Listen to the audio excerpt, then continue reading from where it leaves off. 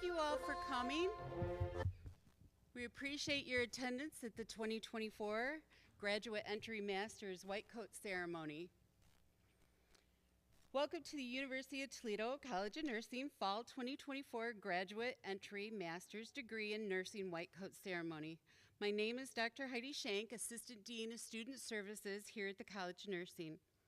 It is my pleasure to begin this evening's ceremony by inviting our Fall 2024 GEM students to begin processing into the auditorium. At this time, however, I ask that you silence your cell phones and please stand if you are able.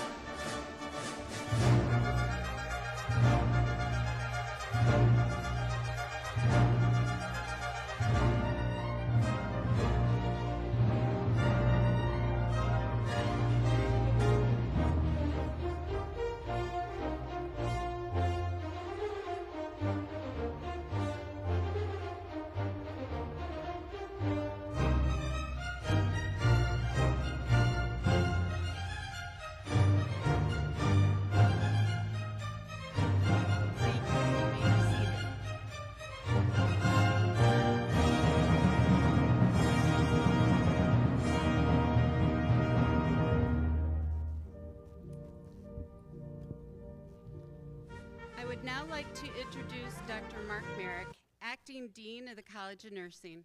Dr. Merrick?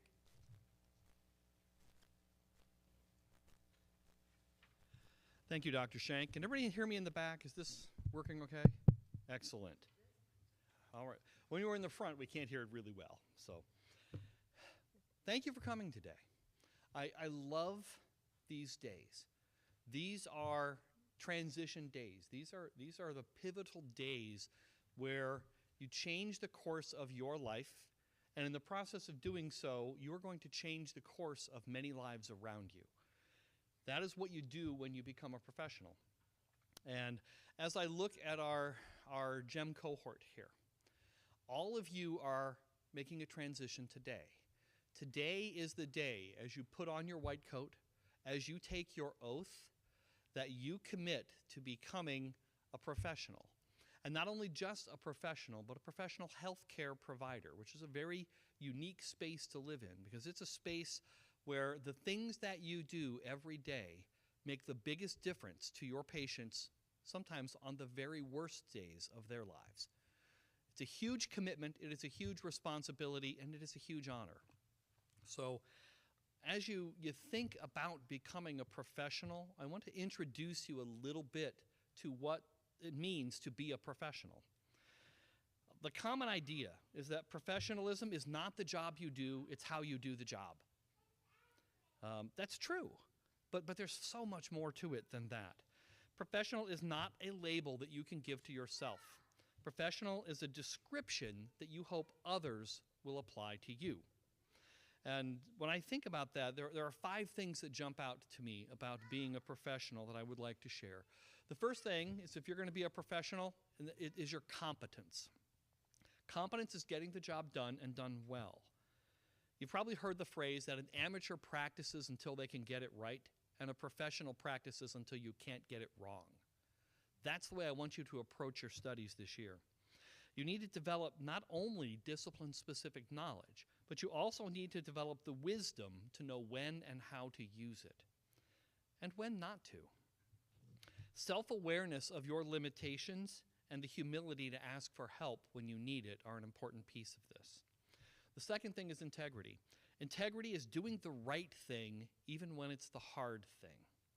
It's about setting high standards and being committed to accountability for yourselves and for others. It is not what you do when others are watching that defines your integrity. It's what you do when others aren't watching. The third piece is respect. You need to genuinely value others, even when they may not value you or the things you're doing with them, and in some cases, even when they don't value themselves. If you want respect, you must earn it. Respect is never something you can command from others. It's always something that they must give freely. As a professional, you have to give respect and you have to mean it, even when the other person hasn't acted in a way that has earned it from you yet. I think that's one of the hardest things as a professional, is giving respect to those who haven't yet earned it. The next piece is emotional intelligence. Emotional intelligence is about your self-awareness and your self-control. You have a big advantage as you come to this program. You're graduate students. You're not 18. You're not a freshman.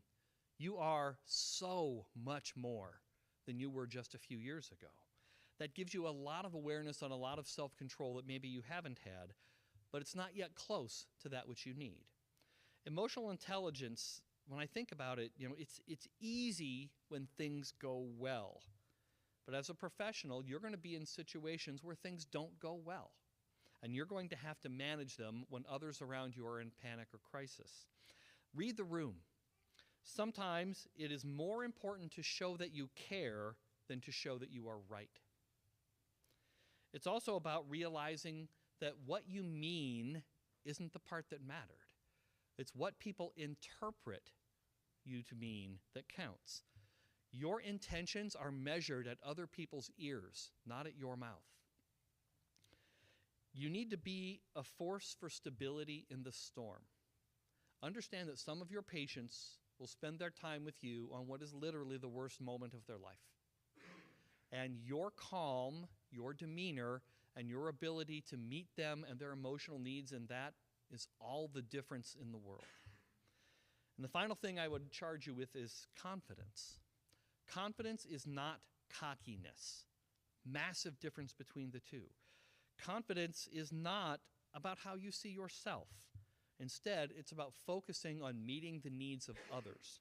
It is about reassuring them, lessening their anxiety, and motivating them to succeed.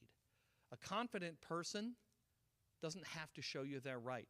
A confident person takes the time to listen and gets it right in the moment.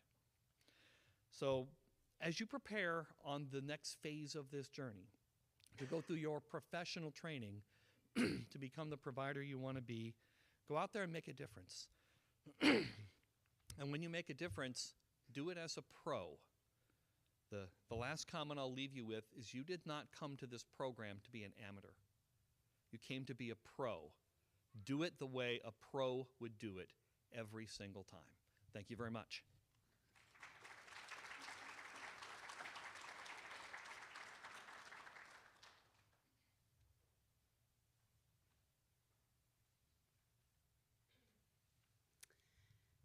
Thank you, Dr. Merrick. I now invite Dr. Eileen Walsh, Chief Nursing Officer and Senior Associate Dean of the College of Nursing, to the podium. Dr. Walsh. Thank you. Good evening, everyone. Thank you, Dr. Shank. Thank you, Dr. Merrick, for those wonderful remarks. So I hope all of you who are students take those to heart, and we look forward to having you serve in your professional role as you are on the journey with us today. So I have a few remarks in addition to the welcome, and I do want to highlight all of you once again who are here for the white coat ceremony to witness this ceremonial entrance of our graduate entry nursing students into clinical.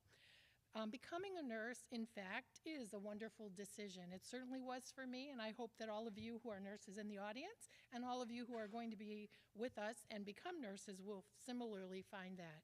So nurses save lives. We play increasingly vital roles in today's healthcare system. The advent of COVID, just a few years as we chronicle back in time, certainly highlighted the unique roles and significant roles that all of us as nurses played in the healthcare arena, not only heightening the visibility that we have, but also the impact that we make in the lives of those that we're privileged to serve. The old notion of a nurse as a handmaiden to the physician is truly long gone. Truly, we don't even know if it ever existed in reality.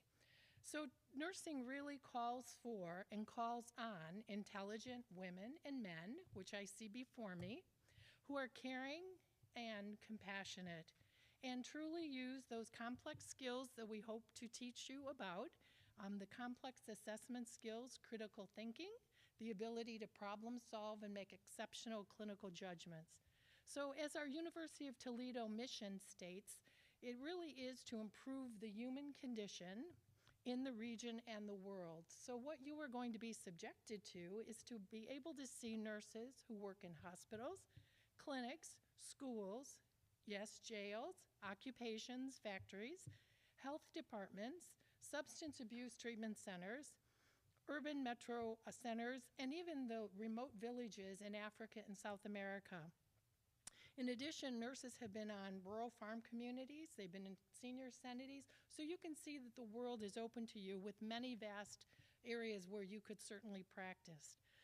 So nurses are everywhere, and we are indeed trying to improve the health and well-being of individuals, families, communities, and the nations across the globe.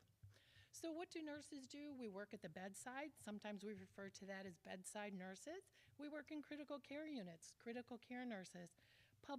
In the public sector, the community health nurses, in academia, such as those before you, here in the second row and first row, hospital educators, researchers, consultants, and even healthcare policy experts. And some of you might recall that we've had 2 acting general surgeons of the United States who have been nurses. So the options for how you will make a difference are truly limitless. We know that the public also appreciates the role that nurses play. The World Health Organization in 2020 designated the year 2020 as the International Year of the Nurse and the Midwife in honor of the 200th anniversary celebration of Florence Nightingale's birth. And truly, at that time, there was no idea that in a prophetic way that designation would hold true today. Also, in the 2024 January Gallup poll, the American public again ranked nurses as the profession with the highest integrity, the highest honesty, and ethical standards. And for all of you, that's 24 years, consecutive years, that nurses have been ranked as the most trusted profession.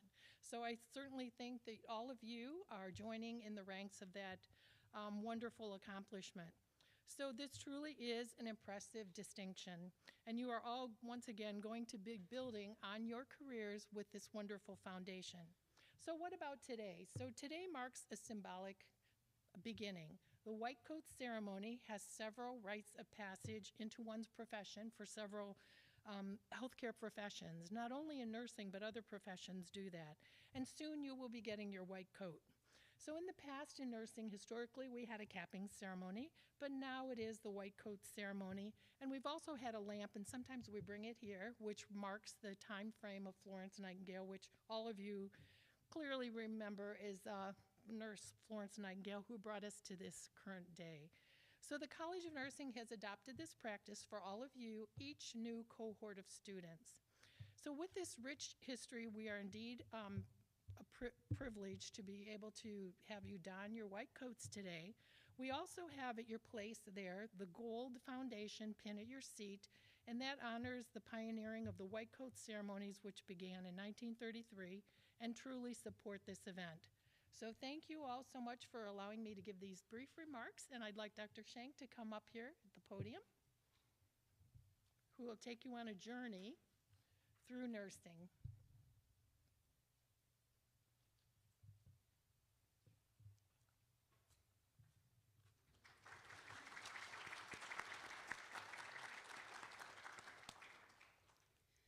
This evening, I speak on behalf of the College of Nursing faculty who are all confident that you have made an excellent choice in choosing nursing as your career path. Today is framed around the word imagine. Imagine what has been done and imagine what you will do. Noted historian David McCullough contends history is who we are and why we are the way we are.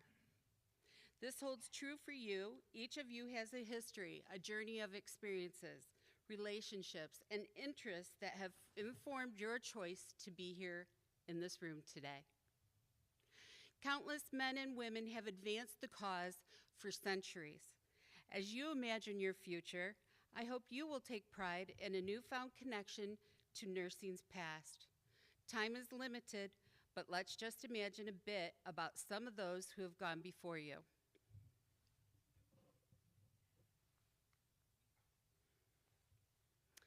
Imagine Dee O'Hara, who was the first nurse to work with NASA and participated in all the launches of Mercury, Gemini, and Apollo programs, as well as the first space shuttle flight. President Kennedy declared an ambitious goal in the 1960s to end the decade with a moon landing. Just imagine, as a nurse, being an important part of something that amazing. Later, she worked for many years at NASA. The research center was busy with studies exploring the physiological parallels between bed rest and spaceflight. Very important work. This was influential in understanding the impact of space travel on astronaut health and how many missions our astronauts could actually tolerate. There's Dee right there. Imagine Anna Mae Hayes, who died recently at the age of 97. From childhood, she practiced wrapping bandages around the legs of a kitchen table. She was inspired to join the Army Nurse Corps after the Japanese attack on Pearl Harbor. She established the first military hospital in Incheon during the Korean War, oversaw a 4,500-member nursing corps in Vietnam when trauma care was advancing, and led the Army Nurse Corps. At a time when it was hard sell, this nurse pushed to advance education for military nurses and was also a pioneer in removing barriers for pregnant women and mothers in the military. Imagine the young nurses of Boston General Hospital boarding a train in response to a 1917 massive harbor explosion in Halifax, Canada, that killed and injured thousands. Such is the gratitude of Nova Scotia yet today that they send a large Christmas tree to the city of Boston each year, and you can find it decorated in the city square. It must have been exciting for nurses like our former colleague, Dr. Kay Corthias, to be among the first of the nurses to open up a critical care unit as they emerged in the 1960s. As we consider contemporary disease contagions, imagine being with lay nurse Kezia Delpichin, who went toward, not away from, providing care in multiple 19th century yellow fever epidemics. In letters she wrote, "I do feel thankful to God for sparing my life and health. How everything was ordered for my benefit still amazes me. Yet the remembrance of the pandemic, of the awful scenes of the great epidemic, have cast a shadow on my heart that will never pass."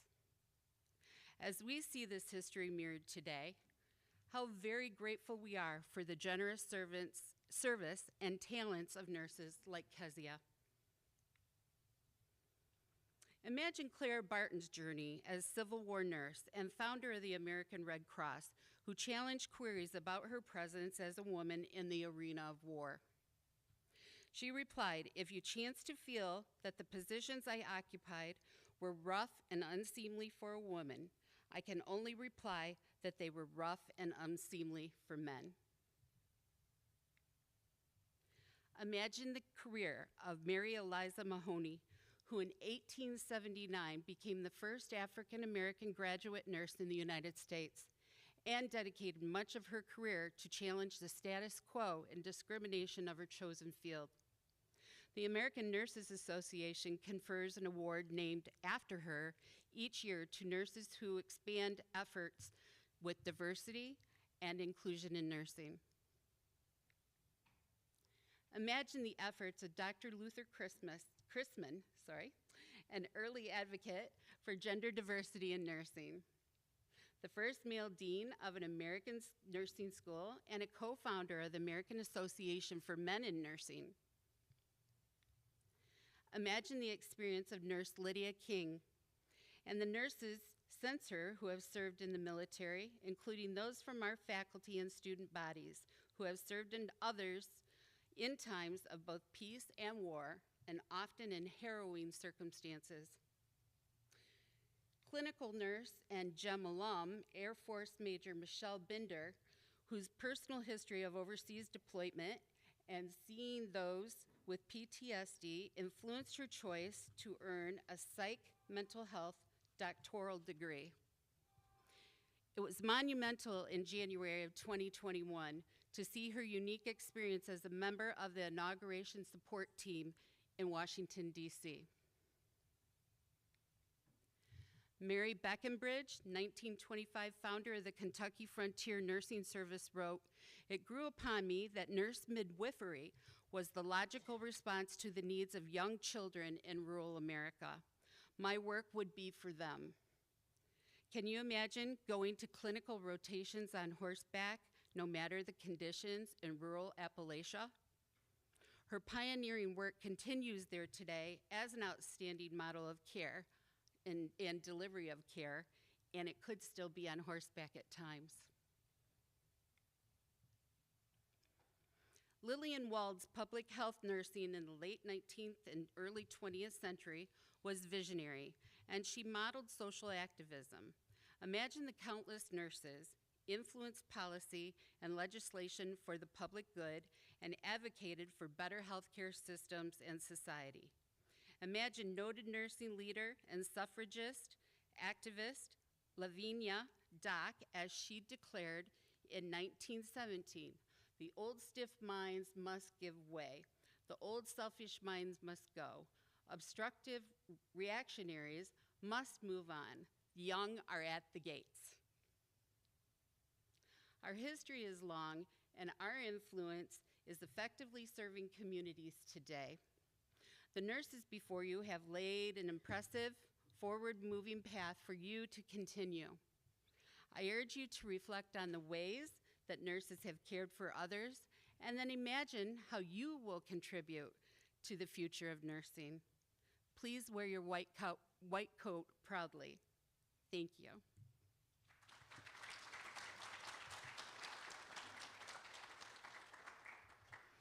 We will now continue and proceed with the cloaking of the white coats. I now invite Dr. Karen Hoblet, GEM Program Director, to please join me up front. Will the first row of GEM students stand and come forward with your name card and white coat? Students, you will hand your card to Dr. Hoblet and then walk forward and give your white coat to me to be cloaked.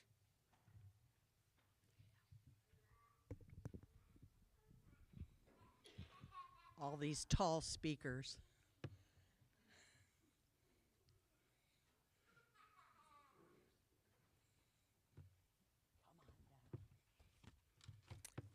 Nick Ryan.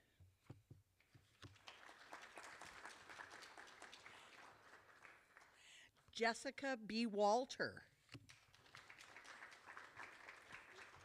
Matthew Meinke. Thank you. Samuel Holland.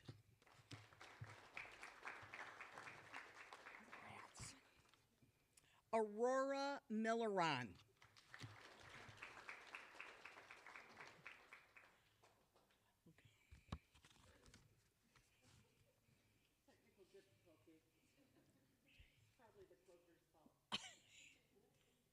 Sarah P. Thomas.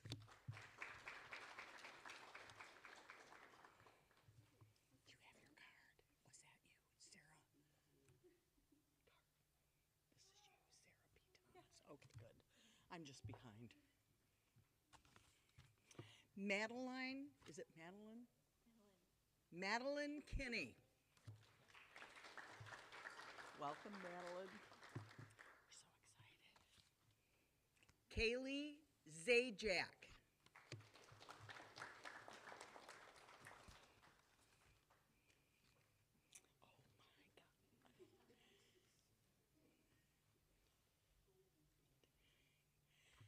I'm going to murder this one. It is Falukan Alujade Ajabade.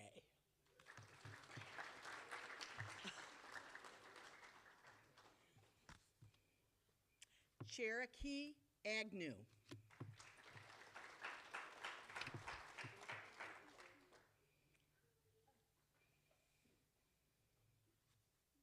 Tara Syriac.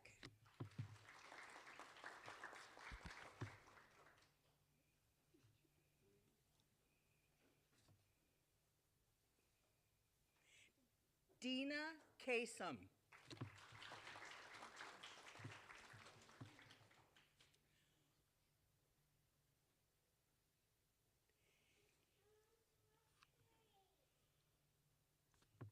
Munteji Sandhu.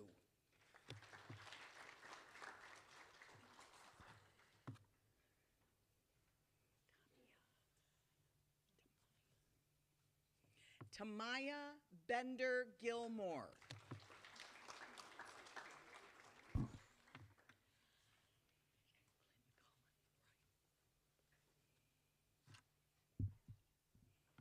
Jacqueline Cullen.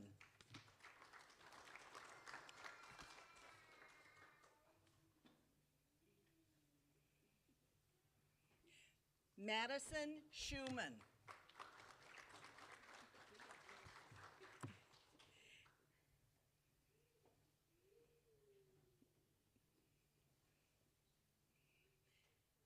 Taylor S. Smith.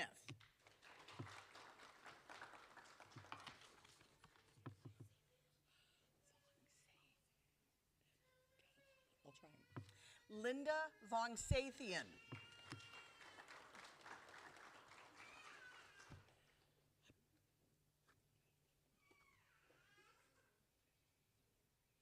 Maro Diha. Dihu.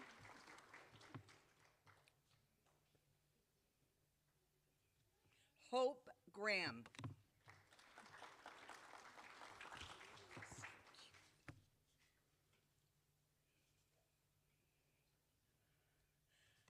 Amandeep Sandhu.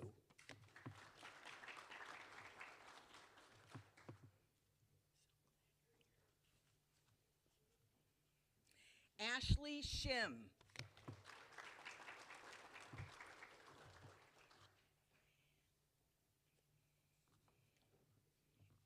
Haley Oslakovic.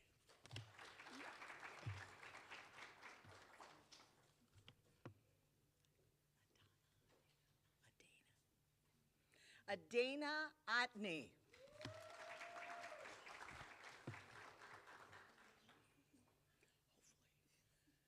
Sophia Flores.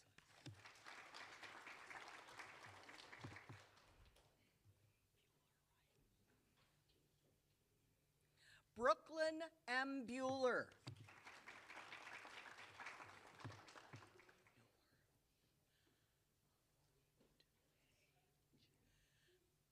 Noor Altuwej.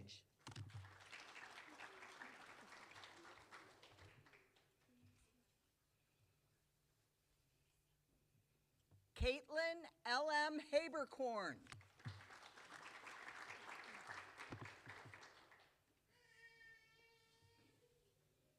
Anna Masovich.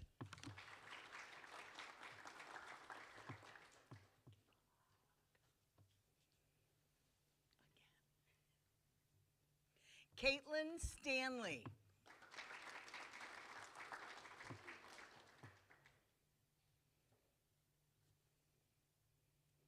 Olivia Operaz.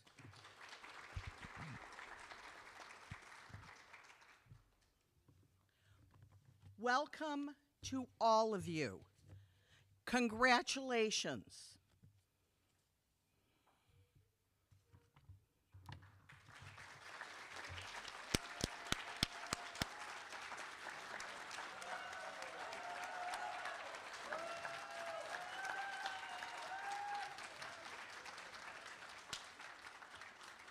I always said, you know, these young, enthusiastic people, they rock. And Yes. And it's Rocket Nursing. So, yes, you guys, I am so excited, and I know the faculty is as well. Jen DeVries, you will have her Pathophys and Pharm. Janice Cervek, Dr. Janice Cervek, you will have her in Nursing 5000, and she'll be hanging in other courses. Myself and a whole host. Holly Myers is ill. She can't be here, but boy, she'd like to welcome you as well. So please know that we're here for your success. The reciting of the Nightingale Pledge has been an honored tradition of nurses since 1893. And Florence Nightingale, she is one of my heroes. Students, please rise and recite with me the University of Toledo College of Nursing's version of the Nightingale Pledge, which you can find on the card at your seat. Please read along with me. Hang on, I'm going to take a few breaths. I solemnly promise to practice nursing to the best of my ability and to live my life with integrity. I will strive for excellence using professional nursing standards and the ANA Code of Ethics as guides. I will endeavor to use my intellect, spirit, knowledge in providing non-judgmental, compassionate, quality care to all I serve.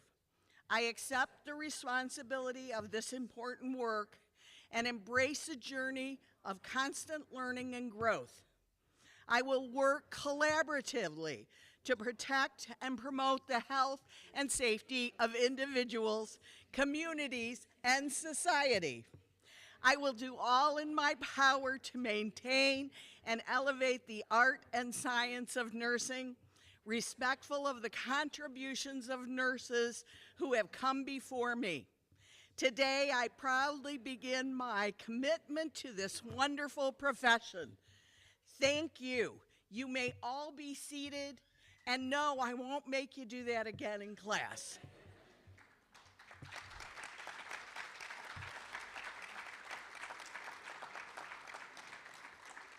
For all of you family members that are here, thank you with all our heart for your support as they begin this journey. I now invite Dr. Walsh back to the podium to end our ceremony. Thank you. Thank you. Yay. Thanks to Dr. Hoblet for that energetic a display of the Florence Nightingale adapted pledge. That was wonderful. So anyway, we'll continue. It's nice to have a little bit of humor in the audience here today. So I have the distinct honor of closing this session. So in closing, we certainly know that the journey all of you have embarked upon will require dedication, effort, and resilience. But you're not alone in your journey, so we want to make sure you know that either in a physical sense or a spiritual sense, you have family, friends, and significant others who will be here to support you over the next 2 years in our program. So as you pursue your final stages of your goal, we would too like you to consider and remember that the faculty, staff are all here to support you as well. So I would encourage all of you to take advantage of the wonderful faculty that we have and truly take time to go to office hours, take time to get to know them, and really engage and make the most of your journey here with us at the University of Toledo College of Nursing. Please know that we are all cheering you on. Your success is our success. So we truly hope and we will be always here with you on that journey. So congratulations again to each and every one of you who worked so hard to make it to here today at this moment. We're very proud of you and we certainly welcome you into the nursing community. So let's give them a big round of applause.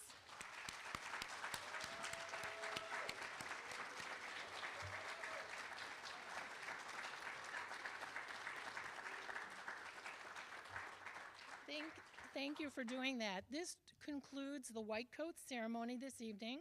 Faculty and students are asked to please stay seated for pictures. Guests, if you would please exit the auditorium to your left, my right, and wait in the lobby. The students will be out momentarily to join you. Thank you so much for attending tonight, and if the ushers will please direct individuals to the lobby. Thank you again, all of you, for coming. It's great to see you. May you all journey home safely as well. And we always say, go Rocket Nursing. Thank you. Yay.